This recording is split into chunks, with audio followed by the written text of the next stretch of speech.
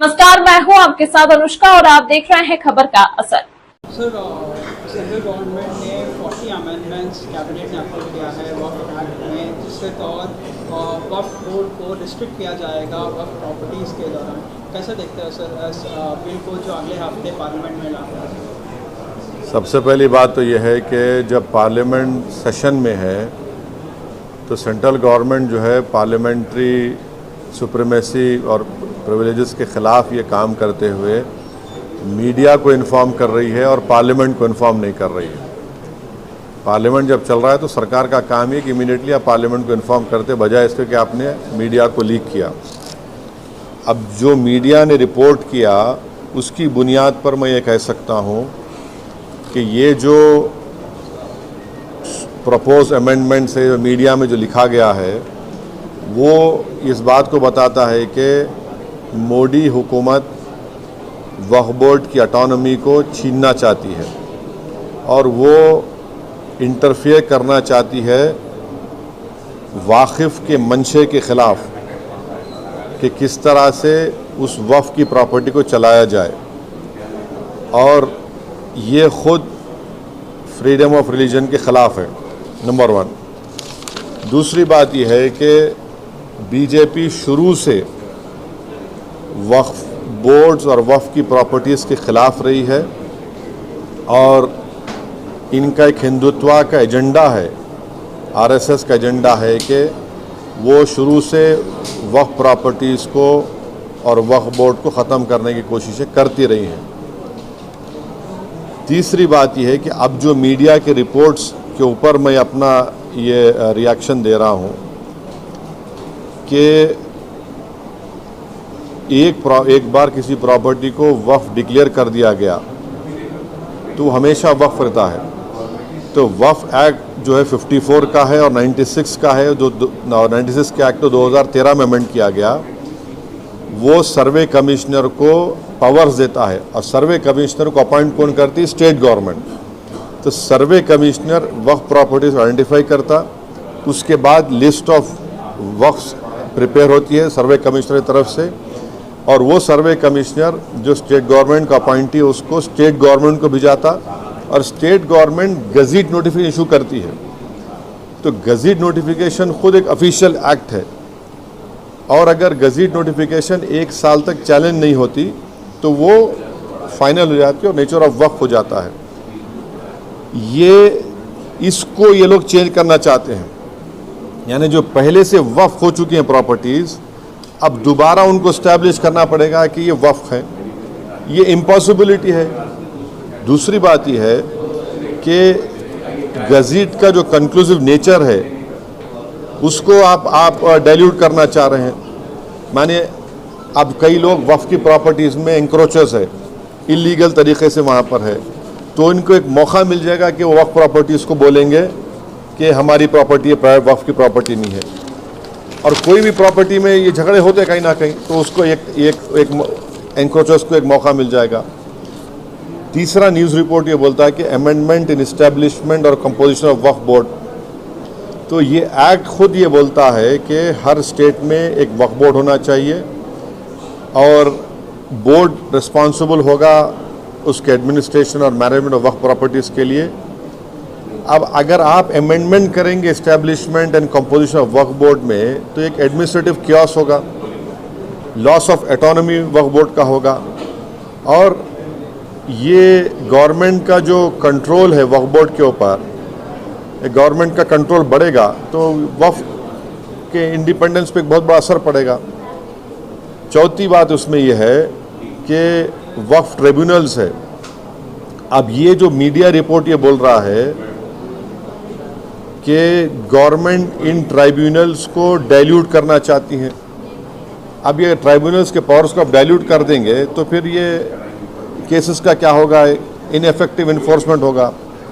पांचवी बात जो मीडिया रिपोर्ट्स के ऊपर मैं बोल रहा हूँ आपको, इसमें लिखा गया कि अगर कोई डिस्प्यूटेड प्रॉपर्टी है तो डिस्प्यूटेड प्रॉपर्टी का ये लोग बोलेंगे नहीं प्रॉपर्टी डिस्प्यूटेड है, इसका सर्वे हम कराएंगे। अगर कोई प्रॉपर्टी डिस्प्यूट है तो उसका फैसला जुडिशरी करती। यहाँ पर मोदी हुकूमत डिस्प्यूट क्रिएट करेगी, उसका सर्वे कराएंगे। अब सर्वे एग्जीक्यूटिव कराएगा या सीएम कराएगा या बीजेपी पावर बीजेपी कराएगी। अब जाहिर नतीजा क्या निकलेगा आपको मालूम। तो ये भी एक तरीक़ा है उस डिस्प्यूटेड प्रॉपर्टीज़ को डिस्प्यूट बनाना, पहले फिर सर्वे कराना उसका, और सर्वे में रिपोर्ट लिख देना कि नहीं ये वक्फ नहीं है।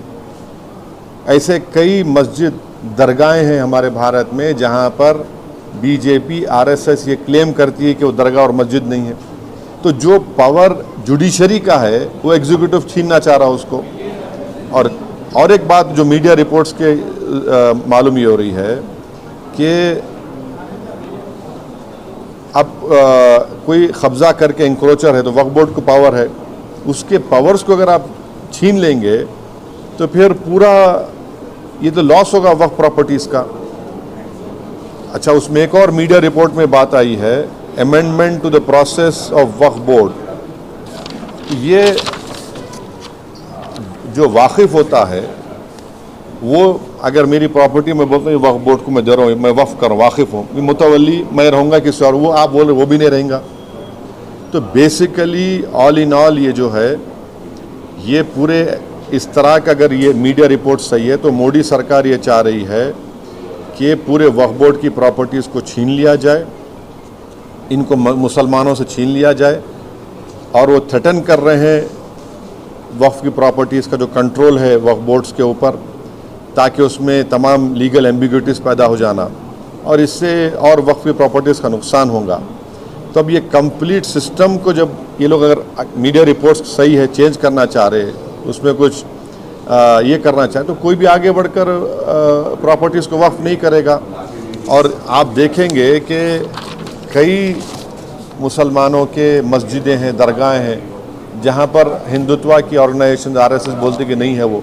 तो ये अमेंडमेंट्स आने का मकसद एक ही है कि एक तो वक्फ प्रॉपर्टीज़ को छीन लिया जाए, दूसरा फ्रीडम ऑफ रिलीजन के ख़िलाफ़ काम कर रहे हैं, और डिस्प्यूट अगर है तो जुडिशरी डिसाइड करेगा, एग्जीक्यूटिव कैसा करेगा। तो ये चीज़ें हैं जिसका हम अपोज करते हैं इसको। Sir, the proposed amendments also say that it aims to enhance inclusivity of by ensuring women's representation on the Central Waqf Council and the state boards. How do you see this? See, this is the real reason of doing it is not that. The real reason is interference in freedom of religion and the reasons which I have just mentioned to you. Sir, इस bill के जरिए state में और central government में जितने भी problems है land को लेकर ये सारे मसाइल हल हो जाएंगे। क्या कैसा क्या हल हो जाएंगे? क्या हल? देखिए, उसमें आप मीडिया रिपोर्ट पढ़े, उसमें जो डिस्प्यूट है प्रॉपर्टी में उसका सर्वे कराएंगे। आप कौन होते हैं भाई? सर, डिस्प्यूट है तो जुडिशरी डिसाइड करेंगे। आप कौन होते करने वाले उसको? आप होते कौन? आप पॉलिटिकल एग्जीक्यूटिव डिस्प्यूट के नाम पे इंक्वायरी कराएंगे, वो तो जुडिशरी करना चाहिए। मकसद एक ही है कि वक्फ प्रॉपर्टीज़ को मुसलमानों से छीन लिया जाए। ये इनका जो शुरू से आरएसएस कोशिश कर रही है, इनका आरएसएस बोलती आ रही 70 साल से, बीजेपी उससे पहले जनसंघ बोलती आ रही है। तो ये तो डायरेक्ट सोचना पड़ेगा, ये जो अलाइज है बीजेपी के, क्या वो मुसलमानों के वक्फ प्रॉपर्टीज़ को छीनना चाहेंगे? जो पॉलिटिकल पार्टीज बीजेपी को सपोर्ट कर रही है वो इनको सोचना चाहिए। क्या होगा बिहार में? इमारत शरिया की जो जायदादें छीन लेंगे क्या आप?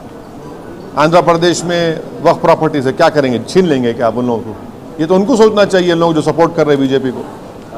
सर, इसी सरकार में बिहार से नीतीश कुमार भी जुड़े हैं। मैं बोल दिया ना, अब यही बात रिपीट मत करो, जो नहीं बोला पूछो आप।